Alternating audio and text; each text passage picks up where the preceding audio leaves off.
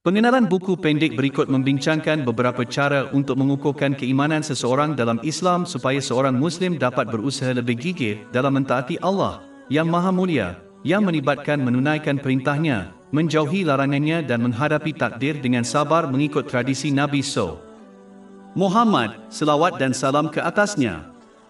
Apabila seorang Muslim menguatkan dan merealisasikan iman mereka dengan cara ini, ia akan membawa kepada akhlak mulia. Menurut hadis yang terdapat dalam Jami' at-Tirmizi, nombor 2003, Nabi Muhammad SAW telah menasihati bahawa perkara yang paling berat dalam timbangan hari kiamat ialah akhlak mulia. Ia adalah salah satu sifat Nabi Muhammad SAW yang dipuji oleh Allah Ta'ala dalam surah 68 Al-Qalam, ayat 4 Al-Quran. Dan sesungguhnya kamu mempunyai akhlak yang agung. Oleh itu, adalah menjadi kewajipan kepada semua umat Islam untuk memperoleh dan bertindak berdasarkan ajaran Al-Quran dan tradisi Nabi Muhammad SAW untuk mencapai akhlak mulia. Bertindak atas nama-nama Allah yang Maha Agung dalam sebuah hadis yang terdapat dalam Sahih Bukhari, nombor 2736, Nabi Muhammad SAW berpesan bahawa sesiapa yang mengetahui 99 nama Allah yang Maha Tinggi akan masuk syurga. Mengetahui bukan sahaja merujuk kepada menghafalnya. Ia sebenarnya bermaksud mengkaji dan bertindak mengikut status dan potensi seseorang. Sebagai contoh, Allah yang Maha Tinggi lagi Maha Penyayang menurut kedudukannya yang tidak terhingga. Sifat ini bererti bahawa Allah Ta'ala memberikan nikmat yang tidak terkira banyaknya kepada makhluk dan sentiasa sangat baik kepada mereka. Ciri yang sama ini telah dikaitkan dengan orang lain seperti Nabi Muhammad SAW.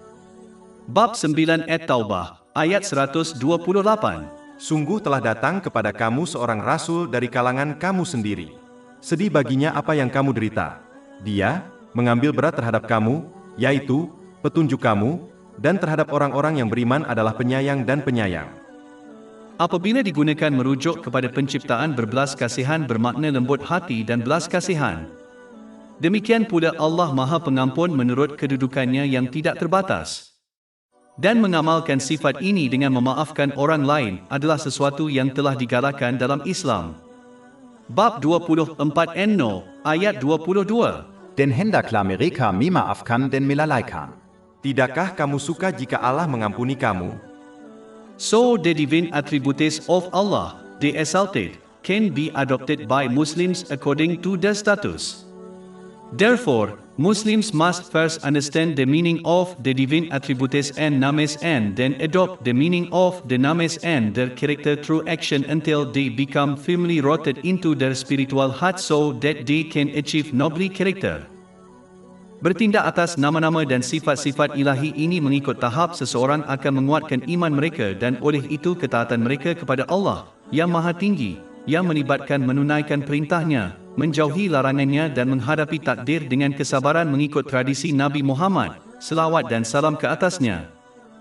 Bertindak atas tradisi Nabi Muhammad SAW mengetahui dan mengamalkan akhlak dan adab baginda yang mulia membawa kepada pengiktirafan Nabi Muhammad SAW.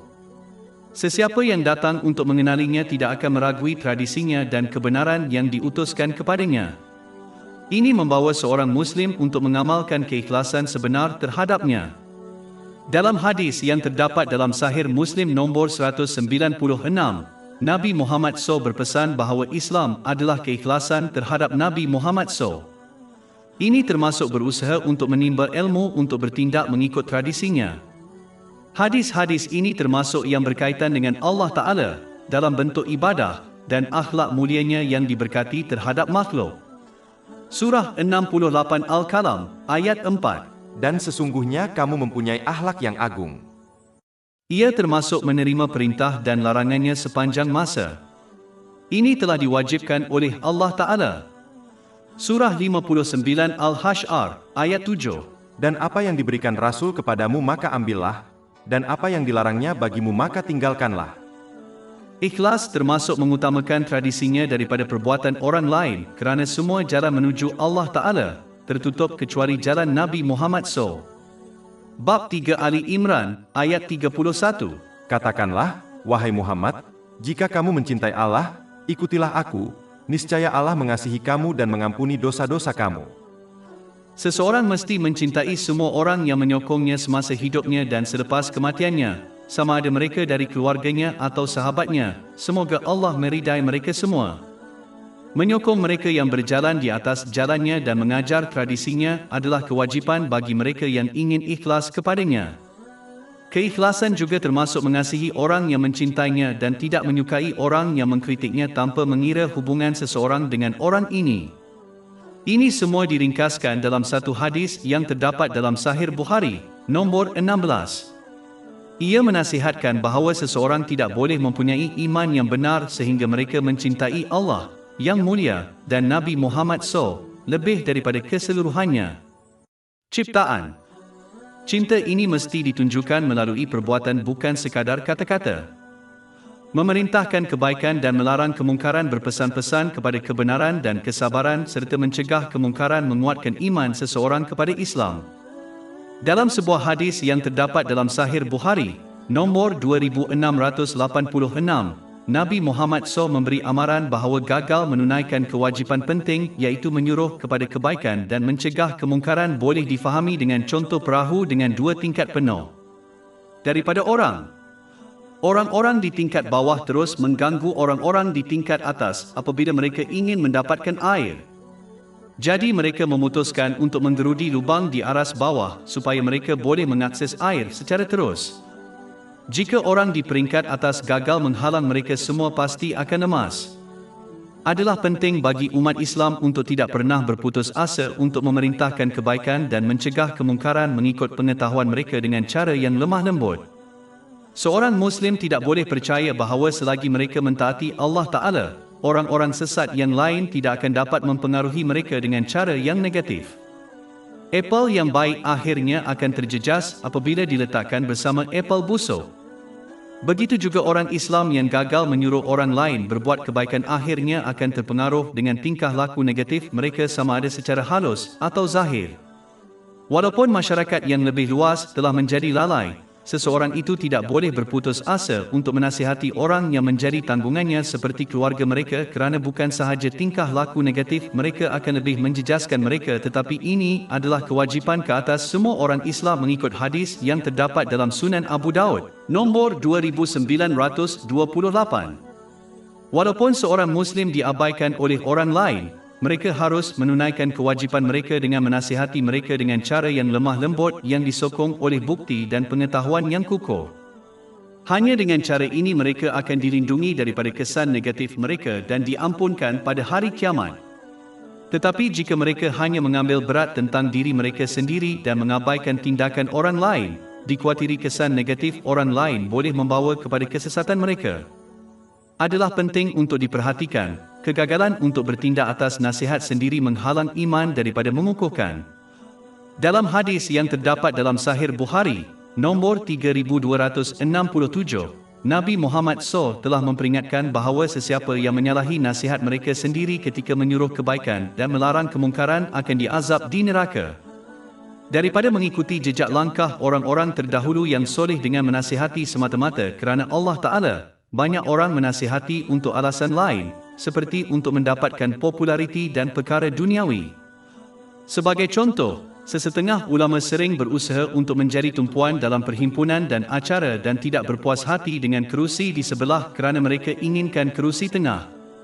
Apabila niat mereka menjadi seperti ini, Allah Ta'ala menghapuskan kesan positif nasihat mereka dan dengan itu mereka kini mempunyai sedikit pengaruh positif terhadap pendengar mereka. Mereka sepatutnya menunjukkan contoh yang praktikal dan bukannya mengatakan satu perkara dan melakukan yang lain. Ini menyebabkan nasihat mereka menjadi tidak berkesan. Umat Islam hendaklah berusaha untuk sentiasa bertindak mengikut nasihat mereka sendiri sebelum menyuruh orang lain berbuat demikian kerana berkelakuan seperti ini dibenci oleh Allah Ta'ala. Bab 61 As-Saf, ayat 3. Amat besar kebencian di sisi Allah ialah kamu mengatakan apa yang tidak kamu kerjakan. Ini tidak bermakna seseorang mesti menjadi sempurna sebelum menasihati orang lain kerana ini tidak mungkin. Sebaliknya, mereka harus membetulkan niat mereka dan membuktikannya melalui tindakan mereka dengan berusaha untuk bertindak atas nasihat mereka sendiri sebelum menasihati orang lain. Hanya dengan sikap ini mereka akan terhindar dari hukuman yang disebutkan dalam hadis ini. Kegagalan dalam melaksanakan prinsip ini menyebabkan nasihat umat Islam menjadi tidak berkesan walaupun bilangan penasihat meningkat secara mendadak sejak beberapa tahun lalu. Merenung dan bertindak berdasarkan Al-Quran dalam hadis yang terdapat dalam Imam Munzari, Kesedaran dan Kekhawatiran, nombor 30, Nabi Muhammad SAW menasihati bahawa Al-Quran akan memberi syafaat pada hari penghakiman. Orang yang mengikutinya semasa hidup di bumi akan dibawa ke syurga pada hari penghakiman. Tetapi mereka yang mengabaikannya semasa hidup mereka di bumi akan mendapati bahawa ia mendorong mereka ke dalam neraka pada hari penghakiman. Al-Quran adalah kitab petunjuk. Ia bukan sekadar buku bacaan.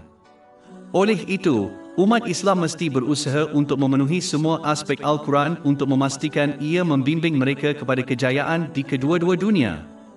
Aspek pertama ialah membacanya dengan betul dan teratur. Aspek kedua ialah memahaminya. Dan aspek terakhir adalah melaksanakan ajarannya menurut tradisi Nabi Muhammad SAW. Orang-orang yang bersikap demikian adalah orang-orang yang diberi kabar gembira tentang petunjuk yang benar melalui setiap kesulitan di dunia dan syafaatnya pada hari kiamat. Tetapi seperti yang diperingatkan oleh hadis ini, Al-Quran hanyalah petunjuk dan rahmat bagi mereka yang bertindak dengan betul mengikut aspek-aspeknya menurut tradisi Nabi Muhammad SAW. Tetapi orang-orang yang salah menafsirkannya dan sebaliknya bertindak mengikut hawa nafsu mereka untuk mendapatkan perkara-perkara duniawi, seperti kemasyhuran, akan kehilangan petunjuk yang benar ini dan syafaatnya pada hari penghakiman. Malah, kerugian mereka di kedua-dua dunia hanya akan bertambah sehingga mereka bertaubat dengan ikhlas. Surah 17 Al-Isra, ayat 82. Dan kami turunkan dari Al-Quran suatu yang menjadi penawar dan rahmat bagi orang-orang yang beriman dan Al-Quran itu tidaklah menambah kepada orang-orang yang zalim selain kerugian. Orang yang merenung Al-Quran akan sentiasa mendapat manfaat daripada ilmu-ilmunya yang seterusnya akan menguatkan iman mereka. Bab 8 Al-Anfal, ayat 2. Dan apabila dibacakan kepada mereka ayat-ayatnya, bertambahlah iman mereka. Sesiapa yang merenungkan kandungan dan komposisinya akan memerhatikan bagaimana setiap bahagian itu selaras dengan bahagian yang lain, bagaimana ia tidak mengandungi percanggahan atau percanggahan dan mereka akan benar-benar memahami bahawa ia telah diwahyukan oleh tidak lain daripada Yang Maha Bijaksana, Allah yang Maha Tinggi. Seandainya ia dari mana-mana manusia lain pasti akan menemui unsur-unsur kebatian di dalamnya serta percanggahan. Bab 4 An-Nisa, ayat 82. Maka apakah mereka tidak memperhatikan Al-Quran? Sekiranya Al-Quran itu bukan dari sisi Allah, tentulah mereka mendapati di dalamnya pertentangan yang banyak. Allah Subhanahu wa Ta'ala memerintahkan umat Islam untuk merenungkan Al-Quran, artinya memikirkan maknanya dengan teliti, menumpukan perhatian dan waktu untuk tugas penting ini, merenungkan wacananya dan implikasi praktisnya. Melalui ini pintu kepada ilmu terbuka dan dengan mengamalkan ilmu yang benar ini semua kebaikan dicapai dan iman diperkukuh. Melalui renungan ini seorang Muslim akan mengenali Tuhan mereka dan sifat-sifatnya yang sempurna, yang meningkatkan ketaatan mereka kepadanya. Mereka akan mempelajari jalan yang membawa kepada rahmat Allah, yang Maha Tinggi, di kedua-dua alam, ciri-ciri mereka yang berjalan di jalan ini dan rahmat yang besar yang telah disimpan untuk mereka. Melalui renungan ini mereka akan mengenali musuh-musuh mereka iaitu iblis, batin mereka dan orang-orang yang sesat. Mereka akan memerhatikan jalan yang membawa kepada hukuman di kedua-dua dunia, ciri-ciri mereka yang berjalan di jalan yang sesat ini dan hasil akhir mereka. Semakin mereka mengenali bahaya ini, semakin besar ketaatan mereka kepada Allah yang Maha Tinggi. Semakin seseorang Muslim merenungkan Al-Quran semakin bertambah iman, ilmu dan amalnya. Inilah sebabnya mengapa Allah, yang Maha Tinggi, telah memerintahkan dan menggalakkan perbuatan penting ini dan sebenarnya merupakan tujuan wahyu ilahi. Bab 38 Sedih, ayat 29. Ini adalah sebuah kitab yang diberkati yang kami turunkan kepadamu, agar mereka memperhatikan ayat-ayatnya, dan supaya mendapat pelajaran orang-orang yang berakal. Mendapat dan bertindak atas ilmu Islam satu gangguan besar yang menghalang seseorang daripada tunduk kepada ketaatan kepada Allah Ta'ala adalah kejahilan. Ia boleh dikatakan bahawa ia adalah asal-usul setiap dosa kerana orang yang benar-benar mengetahui akibat dosa tidak akan pernah melakukannya. Ini merujuk kepada ilmu yang berfaedah yang sebenar, iaitu ilmu yang diamalkan. Pada hakikatnya, semua ilmu yang tidak diamalkan bukanlah ilmu yang bermanfaat. Contoh orang yang berkelakuan seperti ini digambarkan dalam Al-Quran sebagai keldai yang membawa kitab-kitab ilmu yang tidak memberi manfaat kepadanya. Surah 62 Al-Jumu'ah, ayat 5. Dan kemudian tidak mengambilnya, tidak beramal dengan ilmu, seperti keledai yang membawa jilid, buku. Orang yang mengamalkan ilmunya jarang tergelincir dan melakukan maksiat dengan sengaja. Malah, apabila ini berlaku ia hanya disebabkan oleh kejahilan di mana seseorang itu terlupa untuk beramal dengan ilmunya yang mengakibatkan mereka berdosa. Nabi Muhammad, selawat dan salam ke atasnya, pernah menonjolkan keseriusan kejahilan dalam sebuah hadis yang terdapat dalam Jami' at-Tirmizi, nombor 2322. Baginda mengisytiharkan bahawa segala sesuatu di dunia material adalah terlaknat kecuali untuk mengingati Allah Ta'ala, apa sahaja yang berkaitan dengan zikir ini, ulama dan penuntut ilmu. Ini bermakna bahawa semua nikmat di dunia material akan menjadi laknat bagi orang yang jahil kerana mereka akan menyalahgunakannya sehingga melakukan dosa. Malah, kejahilan boleh dianggap sebagai musuh yang paling teruk bagi seseorang kerana ia menghalang mereka daripada melindungi diri daripada kemudaratan dan mendapat manfaat yang kesemuanya hanya boleh dicapai melalui ilmu. Orang jahil melakukan dosa tanpa disedari. Bagaimanakah seseorang itu boleh mengelakkan dosa jika mereka tidak mengetahui apa yang dianggap sebagai dosa? Kejahilan menyebabkan seseorang itu mengabaikan kewajipannya. Bagaimanakah seseorang itu dapat menunaikan kewajipan mereka jika mereka tidak mengetahui apa tugas mereka? Oleh itu adalah menjadi kewajipan kepada semua umat Islam untuk menimba ilmu yang secukupnya untuk menunaikan segala kewajipan mereka dan menjauhi maksiat. Hal ini ditegaskan dalam hadis yang terdapat dalam Sunan Ibn Majah, nombor 224. Merenung tentang penciptaan adalah penting bagi seorang Muslim untuk berwaspada dalam kehidupan seharian mereka dan mengelakkan diri daripada terlalu mementingkan diri dalam urusan dunia mereka sendiri sehingga mereka menjadi lalai terhadap perkara-perkara yang berlaku di sekeliling mereka. Ini adalah kualiti yang penting untuk dimiliki kerana ia adalah cara terbaik untuk menguatkan iman seseorang yang seterusnya membantu seseorang untuk kekal taat kepada Allah yang Maha Tinggi pada setiap masa. Sebagai contoh, apabila seorang Muslim memerhati orang yang sakit, mereka bukan sahaja harus membantu mereka dengan apa jua cara yang mereka miliki, walaupun ia hanya doa, tetapi mereka harus memikirkan kesihatan mereka sendiri dan memahami bahawa mereka juga akhirnya akan kehilangan kesihatan yang baik oleh penyakit, penuaian atau kematian. Ini seharusnya memberi inspirasi kepada mereka untuk bersyukur dengan kesihatan yang baik dan menunjukkannya melalui tindakan mereka dengan memanfaatkan kesihatan mereka yang baik dalam urusan dunia dan agama yang diredai Allah Ta'ala. Apabila mereka memerhatikan kematian orang kaya, mereka bukan sahaja harus berasa sedih untuk si mati dan keluarga mereka tetapi menyedari bahawa suatu hari yang tidak diketahui mereka akan mati juga. Mereka harus memahami bahawa seperti orang kaya yang ditinggalkan oleh harta, kemasyhuran dan keluarga di kubur mereka, begitu juga mereka akan ditinggalkan hanya dengan amal mereka di kubur mereka. Ini akan mendorong mereka untuk mempersiapkan diri untuk kubur dan akhirat. Sikap ini boleh dan harus diterapkan pada semua perkara yang diperhatikan. Seorang Muslim harus mengambil pelajaran dari segala sesuatu di sekelilingnya yang telah dinasihatkan dalam Al-Quran. Bab 3 Ali Imran, ayat 191. Dan fikirkanlah tentang penciptaan langit dan bumi, seraya berkata, Ya Tuhan kami, tiadalah Engkau menciptakan ini dengan sia-sia, Maha suci Engkau, maka peliharalah kami dari siksa neraka. Mereka yang berkelakuan seperti ini akan menguatkan iman mereka setiap hari, manakala mereka yang terlalu mementingkan diri dalam kehidupan dunia mereka akan tetap lalai yang boleh membawa mereka kepada kebinasaan. Merenungkan penciptaan langit dan bumi dan semua yang ada di antara keduanya dan ciptaan yang berbeza membawa kepada pengukuhan iman seseorang. Ini kerana kehebatan ciptaan menunjukkan kebesaran pencipta. Keserasian sempurna ciptaan seperti matahari dan bulan menunjukkan pengetahuan dan kebijaksanaan Allah yang tidak terbatas. Karunia yang menimpah ruah yang meliputi manusia menunjukkan rahmat Allah yang maha tinggi. Semua faktor ini dan lebih banyak lagi mendorong seorang Muslim untuk mengagungkan Allah yang maha tinggi, memujinya dan ikhlas kepadanya.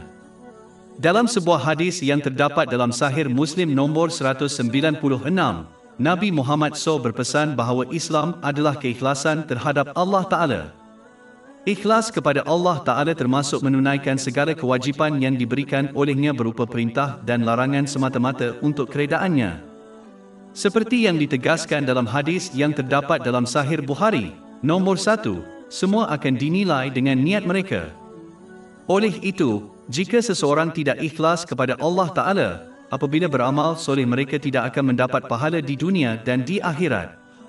Malah, menurut hadis yang terdapat dalam Jami' at-Tirmizi, nombor 3154, orang-orang yang melakukan perbuatan yang tidak ikhlas akan diberitahu pada hari kiamat untuk mencari pahala mereka daripada orang yang mereka bertindak, yang tidak mungkin. Bab 98 Al-Bayyinah, ayat 5. Dan tidaklah mereka disuruh kecuali supaya menyembah Allah dengan mengikhlaskan agama kepadanya. Jika seseorang itu lalai dalam menunaikan kewajipannya terhadap Allah Ta'ala, itu membuktikan tiadanya keikhlasan. Oleh itu, mereka harus bertaubat dengan ikhlas dan berjuang untuk memenuhi semuanya. Adalah penting untuk mengingati Allah yang maha tinggi tidak pernah membebankan seseorang dengan tugas yang tidak dapat mereka lakukan atau tangani. Surah 2 Al-Baqarah, ayat 286. Allah tidak membebani seseorang melainkan sesuai dengan kemampuannya. Bersikap ikhlas kepada Allah Ta'ala bermakna seseorang itu hendaklah sentiasa memilih keredaannya daripada keredaan diri sendiri dan orang lain. Seorang Muslim hendaklah sentiasa mengutamakan perbuatan-perbuatan yang semata-mata kerana Allah Ta'ala daripada segalanya. Seseorang itu hendaklah mengasihi orang lain dan membenci dosa-dosa mereka kerana Allah Ta'ala dan bukan kerana keinginan mereka sendiri. Apabila mereka menolong orang lain atau enggan mengambil bahagian dalam maksiat itu hendaklah kerana Allah Ta'ala. Orang yang mengamalkan mentaliti ini telah menyempurnakan iman mereka. Hal ini ditegaskan dalam hadis yang terdapat dalam Sunan Abu Daud, nombor 4681. Merenungkan keperluan berterusan seluruh ciptaan Tuhannya membawa seorang Muslim untuk tunduk dengan rendah hati kepadanya. Ia menggalakkan seorang Muslim untuk menyerahkan keperluan mereka dan bergantung kepada tidak lain daripada Allah Ta'ala. Pada satu ketika dalam sejarah bumi seolah-olah menjadi satu-satunya perkara penting di alam semesta. Tetapi dengan peredaran masa dan kemajuan saintifik didapati bahawa bumi sebenarnya hanyalah setitik di lautan yang luas, iaitu alam semesta.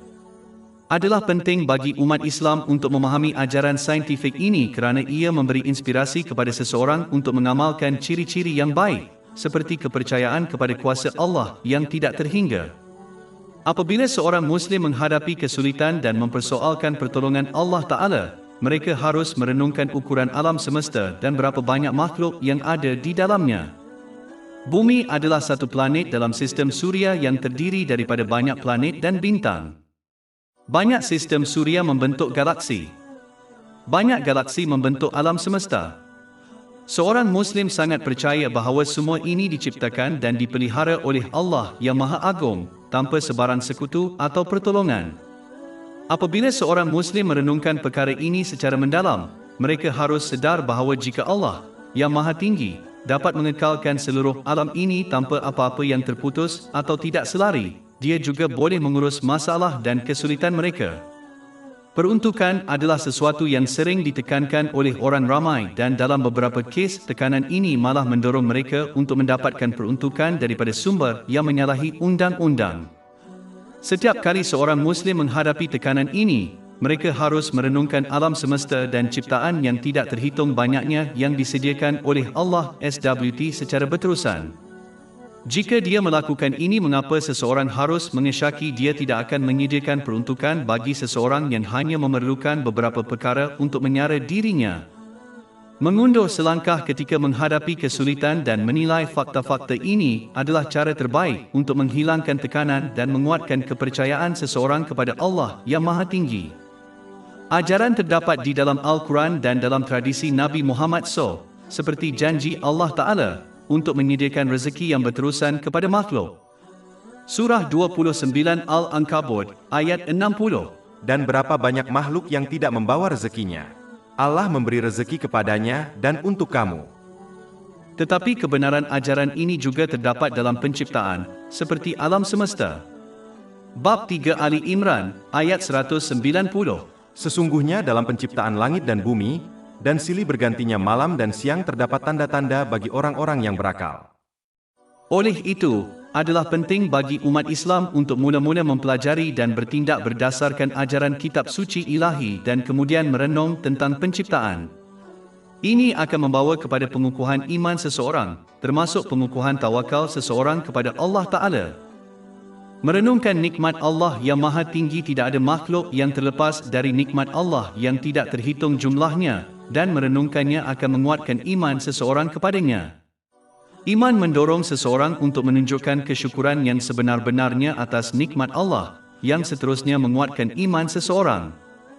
Ini berlaku kerana kesyukuran yang sebenar melibatkan penggunaan setiap nikmat yang telah dianugerahkan dengan cara yang diredai Allah, yang maha tinggi. Inilah intipati ketaatan sejati yang seterusnya menguatkan keimanan seseorang kepadanya. Semakin bersyukur seseorang Muslim, semakin banyak nikmat yang akan diterimanya yang seterusnya membawa kepada pengukuhan iman mereka. Bab 14 Ibrahim, ayat 7. Dan, ingatlah, ketika Tuhanmu memaklumkan, sesungguhnya jika kamu bersyukur, pasti kami akan menambah nikmat kepadamu. Ikhlas kepada penciptaan, keikhlasan dan kebaikan terhadap ciptaan menurut ajaran Islam menguatkan iman. Ini telah ditunjukkan dalam hadis yang terdapat dalam Sahih Muslim nombor 196, di mana Nabi Muhammad SAW menasihatkan bahawa Islam adalah keikhlasan terhadap masyarakat umum. Ini termasuk menginginkan yang terbaik untuk mereka pada setiap masa dan menunjukkannya melalui kata-kata dan tindakan seseorang. Ia termasuk menasihati orang lain untuk melakukan kebaikan, melarang mereka dari kejahatan, belas kasihan dan baik kepada orang lain pada setiap masa. Ini boleh disimpulkan dengan satu hadis yang terdapat dalam Sahih Muslim, nombor 170. Ia memberi amaran bahawa seseorang itu tidak boleh menjadi seorang mukmin sejati sehinggalah dia mencintai orang lain apa yang mereka inginkan untuk dirinya sendiri. Ikhlas kepada manusia adalah sangat penting sehingga menurut hadis yang terdapat dalam Sahih Bukhari, nombor 57, Nabi Muhammad SAW meletakkan kewajipan ini di samping mendirikan solat fardu dan menyedekahkan zakat. Daripada hadis ini sahaja seseorang dapat memahami kepentingannya kerana ia telah diletakkan dengan dua tugas wajib yang penting. Ia adalah sebahagian daripada keikhlasan terhadap manusia bahawa seseorang itu gembira apabila mereka gembira dan sedih setiap kali mereka berduka selagi sikap mereka tidak bercanggah dengan ajaran Islam. Tahap keikhlasan yang tinggi termasuk seseorang pergi ke had yang melampau untuk menjadikan kehidupan orang lain lebih baik, walaupun ini meletakkan dirinya dalam kesukaran. Sebagai contoh, seseorang mungkin mengorbankan pembelian barang-barang tertentu untuk menderma kekayaan kepada yang memerlukan. Berhasrat dan berusaha untuk sentiasa menyatukan orang dalam kebaikan adalah sebahagian daripada keikhlasan terhadap orang lain. Sedangkan, memecah belahkan orang lain adalah ciri-ciri iblis. Surah 17 Al-Isra, ayat 53. Syaitan pastinya berusaha untuk menimbulkan perpecahan di antara mereka. Salah satu cara untuk menyatukan manusia ialah menutupi aib orang lain dan menasihati mereka secara tertutup terhadap dosa. Barang siapa yang berbuat demikian, maka dosa-dosanya akan tertutup oleh Allah SWT. Hal ini ditegaskan dalam hadis yang terdapat dalam Jami' at-Tirmizi, nombor 1426. Seboleh-bolehnya hendaklah menasihati dan mengajar aspek agama dan aspek penting dunia kepada orang lain agar kehidupan duniawi dan agama mereka bertambah baik. Bukti keikhlasan seseorang kepada orang lain ialah mereka menyokong mereka semasa ketiadaan mereka, misalnya daripada fitnah orang lain. Berpaling daripada orang lain dan hanya mementingkan diri sendiri bukanlah sikap seorang Muslim. Malah, ini adalah bagaimana kebanyakan haiwan berkelakuan. Walaupun seseorang itu tidak dapat mengubah seluruh masyarakat, mereka masih boleh ikhlas membantu mereka dalam kehidupan mereka, seperti saudara mara dan rakan-rakan mereka. Ringkasnya, seseorang mesti melayan orang lain seperti yang mereka inginkan orang lain memperlakukan mereka. Surah 28 Al-Qasas, ayat 77. Dan berbuat baiklah sebagaimana Allah telah berbuat baik kepadamu. Sebenarnya seorang Muslim tidak boleh menjadi mukmin sejati sehingga mereka mencintai orang lain seperti yang mereka cintai untuk dirinya sendiri. Ini telah disahkan dalam hadis yang terdapat dalam Sahih Bukhari, nombor 13. Ini tidak bermakna seorang Muslim akan hilang imannya jika mereka gagal mengamalkan sifat ini. Ini bermakna bahawa iman seorang Muslim tidak akan lengkap sehingga mereka bertindak atas nasihat ini. Hadis ini juga menunjukkan bahawa seorang Muslim tidak akan sempurna imannya sehingga mereka juga membenci orang lain apa yang mereka benci untuk dirinya sendiri. Ini disokong oleh hadis lain yang terdapat dalam Sahih Muslim, nombor 6586. Ia menasihatkan bahawa umat Islam adalah seperti satu badan. Jika satu bahagian badan mengalami kesakitan, seluruh badan berkongsi kesakitan.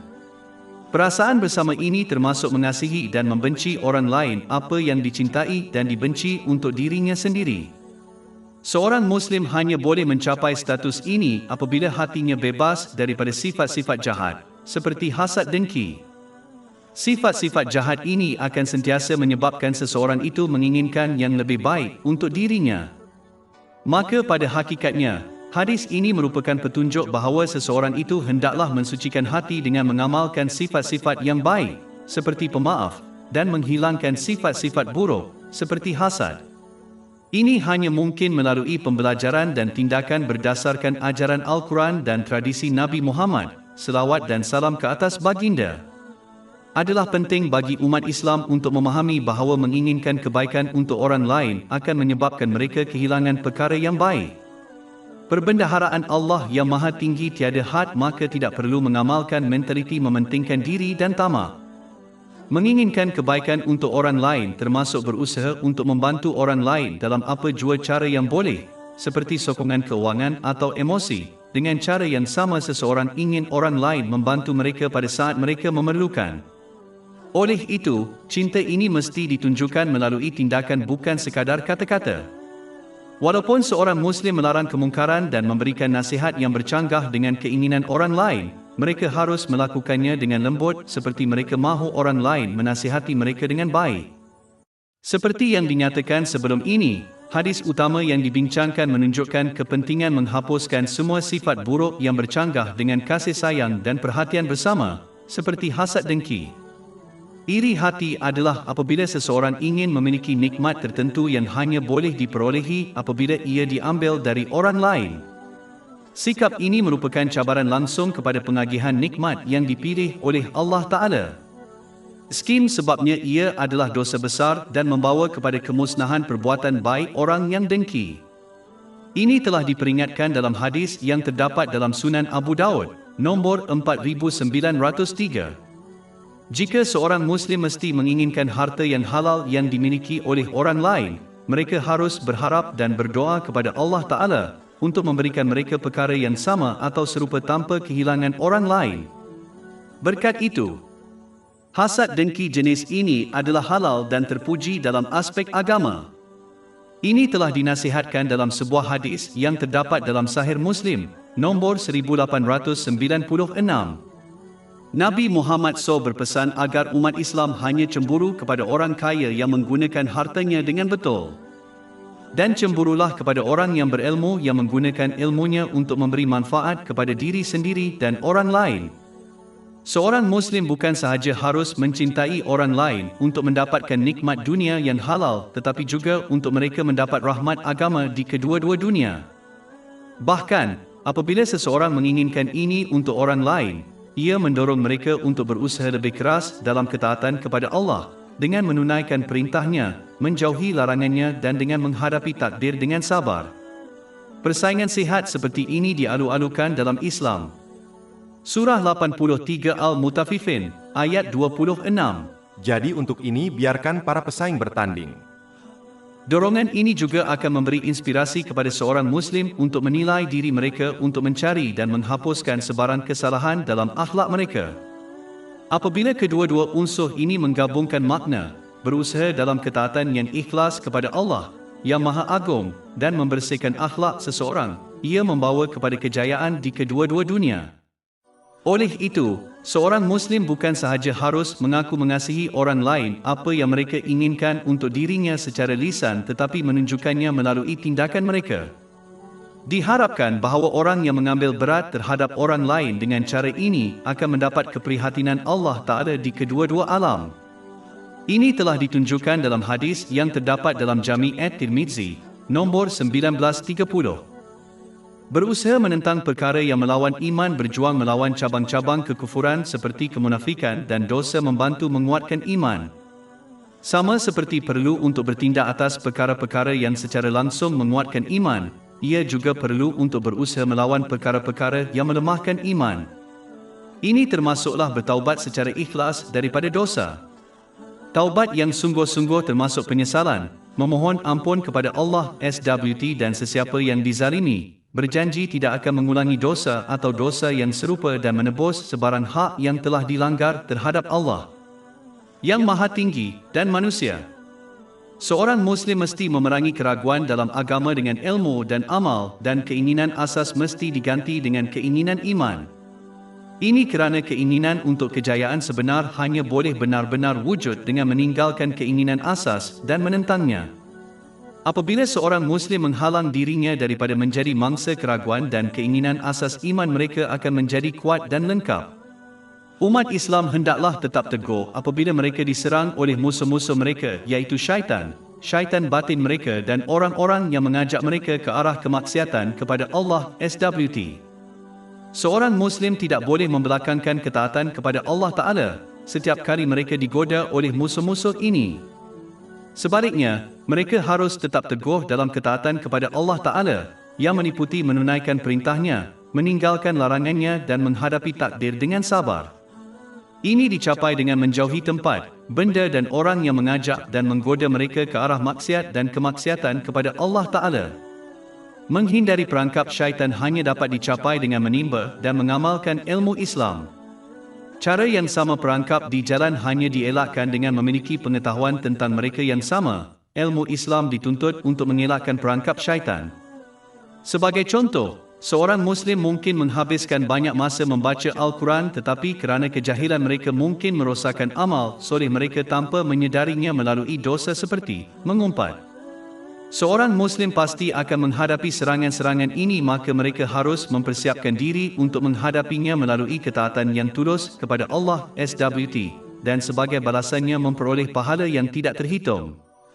Allah Ta'ala telah menjamin petunjuk yang benar bagi mereka yang berjuang dengan cara ini karenanya. Surah 29 Al-Ankabut, ayat 69. Dan orang-orang yang berjihad untuk mencari keridaan kami, benar-benar akan kami tunjukkan kepada mereka jalan-jalan kami. Sedangkan menghadapi serangan ini dengan kejahilan dan kemaksiatan hanya akan membawa kepada kesukaran dan kehinaan di kedua-dua dunia. Dengan cara yang sama, seorang pejuang yang tidak memiliki senjata untuk mempertahankan diri mereka akan dikalahkan. Seorang Muslim yang jahil tidak akan mempunyai senjata untuk mempertahankan diri apabila menghadapi serangan ini yang akan mengakibatkan kekalahan mereka. Sedangkan orang Islam yang berilmu dibekalkan dengan senjata yang paling ampuh yang tidak dapat dikalahkan atau dikalahkan, iaitu ketaatan yang ikhlas kepada Allah Ta'ala. Ini hanya dapat dicapai melalui ilmu Islam yang ikhlas dan ikhlas. Berusaha mencapai kecemerlangan iman dalam hadis panjang yang terdapat dalam Sahih Muslim, nombor 99, Nabi Muhammad SAW menjelaskan maksud ihsan, yang boleh diterjemahkan sebagai kecemerlangan. Kecemerlangan ini merujuk kepada kelakuan dan tingkah laku seseorang terhadap Allah yang Maha Agung dan makhluk. Bertindak dengan cemerlang telah disebutkan di seluruh Al-Quran, seperti surah 10 Yunus, ayat 26. Bagi mereka yang telah melakukan yang terbaik adalah yang terbaik, ganjaran, dan tambahan. Nabi Muhammad SAW telah menjelaskan ayat ini dalam hadis yang terdapat dalam Sahih Muslim, nombor 449 dan 450. Kata tambahan dalam ayat ini merujuk kepada apabila penghuni syurga akan dikurniakan penglihatan ketuhanan Allah yang Maha Tinggi. Ganjaran ini sesuai untuk orang Islam yang bertindak dengan cemerlang. Sebagai kecemerlangan bermakna menjalani kehidupan seseorang seolah-olah mereka dapat menyaksikan Allah yang Maha Tinggi, memerhatikan zahir dan batin mereka sepanjang masa. Seseorang yang dapat memerhatikan pihak berkuasa yang berkuasa memerhati mereka tidak akan berkelakuan salah kerana kagum terhadap mereka. Malah, Nabi Muhammad SAW pernah berpesan kepada seseorang agar sentiasa berkelakuan seolah-olah sentiasa diperhatikan oleh orang soleh yang mereka hormati. Ini telah dinasihatkan dalam hadis yang terdapat dalam Imam Tabarani, Al-Mujam Al-Kabir, nombor 5539.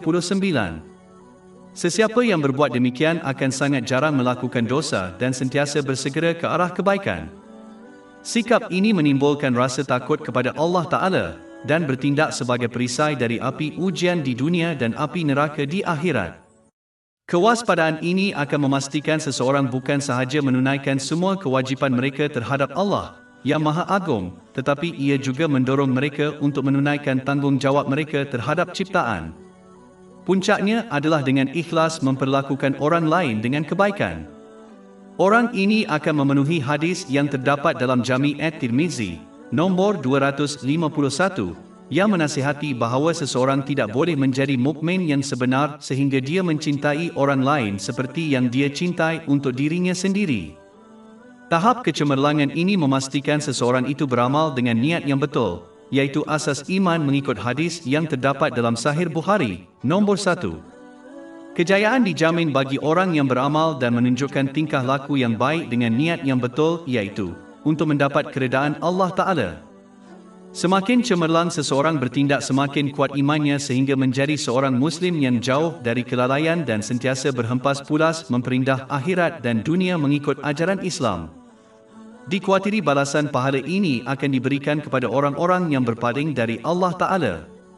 Kerana mereka hidup tanpa takut kepada pandangan Allah yang meliputi segala-galanya, mereka akan terlindung daripada melihatnya di akhirat. Surah 83 Al-Mutaffifin, ayat 15. Tidak.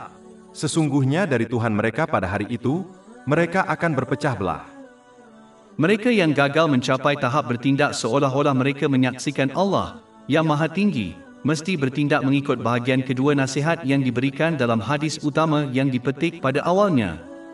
Orang ini harus benar-benar percaya bahawa Allah yang Maha Tinggi sentiasa memerhati mereka. Walaupun keadaan ini lebih rendah darjatnya daripada orang yang bertindak seolah-olah mereka memerhatikan Allah Ta'ala, tidak kurang, itu adalah cara yang bagus untuk mengamalkan rasa takut yang sebenar kepada Allah Ta'ala. Seperti yang dinyatakan sebelum ini, sikap ini akan mencegah seseorang daripada melakukan maksiat dan mendorong mereka ke arah kebaikan. Seperti yang dinasihatkan oleh Nabi Muhammad SAW dalam kitab Imam Tabarani, Al-Mujam Al-Kabir, nombor 7935, orang yang berusaha untuk mengamalkan mentaliti ini akan diberi naungan pada hari kiamat oleh Allah, dimuliakan. Kehadiran ilahi Allah yang Maha Tinggi disebutkan di seluruh Al-Quran, seperti bab 57 Al-Hadid, ayat 4. Dia bersama kamu di mana sahaja kamu berada, dan Allah Maha melihat apa yang kamu kerjakan. Nabi Muhammad SAW telah menasihati untuk mengamalkan kesedaran sebenar tentang kehadiran ilahi Allah yang Maha Tinggi dalam banyak hadis. Sebagai contoh, dalam satu hadis ketuhanan yang terdapat dalam Sahih Bukhari, nombor 7405, Allah Ta'ala menyatakan bahawa Dia bersama sesiapa yang mengingatinya. Inilah sebabnya mengapa telah dilaporkan dalam Hilyat Al-Awliya, Jilid 1, halaman 84 dan 85, tentang Amirul Mukminin, Ali bin Abu Talib, semoga Allah meridainya, bahawa dia menjauhkan diri dari kilauan dan kemegahan dunia material dan hanya menemui ketenangan di malam yang sunyi. Artinya, dia mencari persahabatan Allah Ta'ala daripada persahabatan manusia.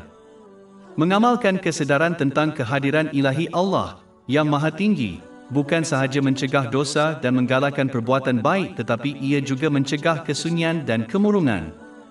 Seseorang sangat jarang dipengaruhi oleh masalah kesihatan mental apabila mereka sentiasa dikelilingi oleh orang yang menyayangi mereka dan membantu mereka. Tidak ada yang lebih mencintai makhluk selain Allah Ta'ala, dan tidak ada keraguan bahawa Dialah sumber segala pertolongan. Oleh itu, bertindak dengan cemerlang memberi manfaat kepada kepercayaan, tindakan, keadaan emosi dan masyarakat yang lebih luas. Seorang Muslim harus mengelak daripada menjadi seperti orang yang memperlakukan Allah Ta'ala sebagai yang paling hina di antara mereka yang memerhatikannya. Ini adalah penyakit rohani yang serius yang membawa kepada semua jenis dosa dan tingkah laku jahat terhadap Allah yang Maha Tinggi dan makhluk. Sesungguhnya mengingati Allah yang Maha Tinggi. Dalam sebuah hadis yang terdapat dalam Sahih Bukhari, nomor 6407, Nabi Muhammad SAW berpesan bahawa perbezaan antara orang yang berzikir kepada Allah Subhanahu wa Ta'ala dan orang yang tidak berzikir adalah seperti orang yang bernyawa. Orang mati. Adalah penting bagi orang Islam yang ingin mewujudkan hubungan yang kuat dengan Allah yang Maha Tinggi, supaya mereka dapat mengatasi semua kesulitan di dunia dan di akhirat dengan berjaya untuk mengingati Allah yang Maha Tinggi sebanyak mungkin. Ringkasnya, semakin mereka mengingatinya, semakin mereka akan mencapai matlamat penting ini. Ini dicapai dengan mengamalkan 3 peringkat zikir kepada Allah Ta'ala. Peringkat pertama ialah mengingati Allah Ta'ala secara batin dan senyap. Ini termasuk membetulkan niat supaya mereka hanya bertindak untuk keredaan Allah Ta'ala. Yang kedua adalah dengan mengingati Allah Ta'ala melalui lisan. Tetapi cara yang paling tinggi dan paling berkesan untuk mengukuhkan ikatan seseorang dengan Allah Ta'ala secara praktikal adalah mengingatinya dengan anggota badan. Ini dicapai dengan menunaikan perintahnya, menjauhi larangannya dan dengan menghadapi takdir dengan sabar mengikut hadis Nabi Muhammad SAW. Ini memerlukan seseorang itu untuk memperoleh dan bertindak berdasarkan ilmu Islam yang seterusnya menjadi punca segala kebaikan dan kejayaan di kedua-dua dunia. Mereka yang kekal pada 2 peringkat pertama akan mendapat pahala bergantung kepada niat mereka, tetapi mereka tidak mungkin meningkatkan kekuatan iman dan takwa mereka melainkan mereka melangkah ke peringkat ketiga dan tertinggi dalam mengingati Allah Ta'ala. Memahami kecemerlangan Islam itu mulia, baik dan suci. Kepercayaannya adalah betul dan paling berfaedah. Akhlak dan tingkah laku yang dipromosikannya adalah yang terbaik dan terindah. Tindakan dan ucapan yang digalakan adalah yang terbaik dan paling adil untuk semua ciptaan. Sebagai contoh, dalam hadis yang terdapat dalam Sunan An-Nasai, nomor 4998, Nabi Muhammad SAW telah menasihati tanda-tanda seorang Muslim sejati dan mukmin sejati. Muslim sejati adalah orang yang menjauhkan bahaya lisan dan fizikal mereka daripada orang lain. Ini sebenarnya termasuk semua orang tanpa mengira agama mereka. Ia termasuk semua jenis dosa lisan dan fizikal yang boleh menyebabkan kemudaratan atau kesusahan kepada orang lain. Ini boleh termasuk gagal untuk memberikan nasihat yang terbaik kepada orang lain kerana ini bercanggah dengan keikhlasan terhadap orang lain yang telah diperintahkan dalam hadis yang terdapat dalam Sunan An-Nasai, nomor 4204. Ia termasuk menasihati orang lain supaya menderhaka kepada Allah, dengan itu, mengajak mereka ke arah maksiat. Seorang Muslim harus menghindari perilaku ini kerana mereka akan diambil kira bagi setiap orang yang bertindak atas nasihat buruk mereka. Ini telah diperingatkan dalam hadis yang terdapat dalam Sahih Muslim, nombor 2351. Kemudaratan fizikal termasuk menimbulkan masalah untuk kehidupan orang lain, melakukan penipuan, menipu orang lain dan penderaan fizikal. Kesemua ciri ini bercanggah dengan ajaran Islam dan mesti dijauhi. Seorang mukmin sejati, menurut hadis utama yang dibincangkan, adalah orang yang menjauhkan bahayanya dari nyawa dan harta benda orang lain. Sekali lagi, ini terpakai kepada semua orang tanpa mengira kepercayaan mereka. Ini termasuk mencuri, menyalahgunakan atau merosakkan harta benda dan harta benda orang lain. Apabila seseorang diamanahkan dengan harta orang lain, mereka mesti memastikan mereka hanya menggunakannya dengan kebenaran pemilik dan dengan cara yang menyenangkan dan menyenangkan pemiliknya. Nabi Muhammad SAW telah memperingatkan dalam sebuah hadis yang terdapat dalam Sunan An-Nasai, nomor 5421, bahawa sesiapa yang mengambil harta orang lain secara haram, dengan sumpah palsu, walaupun sekecil ranting-ranting, pokok akan masuk neraka. Sebagai kesimpulan, seorang Muslim mesti menyokong pernyataan kepercayaan mereka dengan tindakan kerana ia adalah bukti fizikal kepercayaan seseorang yang diperlukan untuk memperoleh kejayaan pada hari kiamat. Di samping itu, seorang Muslim harus memenuhi ciri-ciri keimanan yang benar terhadap Allah, yang Maha Mulia, dan manusia. Cara terbaik untuk mencapai ini berkenaan dengan orang ramai adalah dengan hanya melayan orang lain mengikut cara mereka ingin dilayan oleh orang, iaitu dengan hormat dan keamanan. Dengan merenungi kemuliaan Islam, Allah menghiasi iman dalam hati umat Islam dan menjadikannya dicintai oleh mereka. Surah 49 Al-Hujurat, ayat 7. Tetapi Allah telah menjadikan kamu cinta kepada keimanan dan menjadikan iman itu menyenangkan dalam hati kamu dan menjadikan kamu benci kepada kekafiran, derhaka dan kedurhakaan. Mereka itulah orang-orang yang mendapat petunjuk. Cinta ini menuntun seseorang untuk menghiasi dirinya baik secara batiniah melalui keikhlasan dan lahiriah melalui perbuatan yang diredai Allah Ta'ala. Kesimpulan, semua orang Islam beriman kepada Islam tetapi kekuatan iman mereka berbeza-beza pada setiap orang. Contohnya, orang yang mengikut ajaran Islam kerana disuruh oleh keluarga mereka tidak sama dengan orang yang beriman melalui bukti. Seseorang yang telah mendengar tentang sesuatu tidak akan mempercayainya dengan cara yang sama seperti orang yang telah menyaksikan perkara itu dengan matanya sendiri.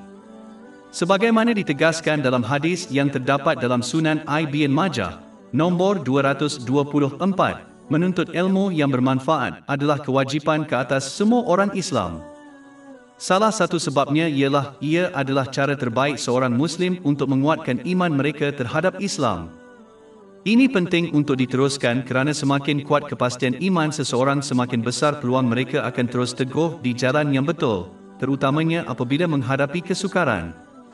Di samping itu, mempunyai kepastian iman telah disifatkan sebagai salah satu perkara terbaik yang boleh dimiliki oleh seseorang dalam hadis yang terdapat dalam Sunan Ibn Majah, nombor 3849.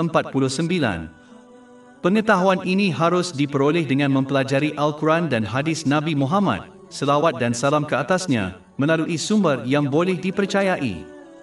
Allah, yang Maha Tinggi, bukan sahaja mengisytiharkan kebenaran dalam Al-Quran tetapi dia juga menyediakan bukti untuknya melalui contoh-contoh. Bukan sahaja contoh-contoh yang boleh didapati di negara-negara lampau tetapi contoh-contoh yang telah diletakkan dalam kehidupan sendiri.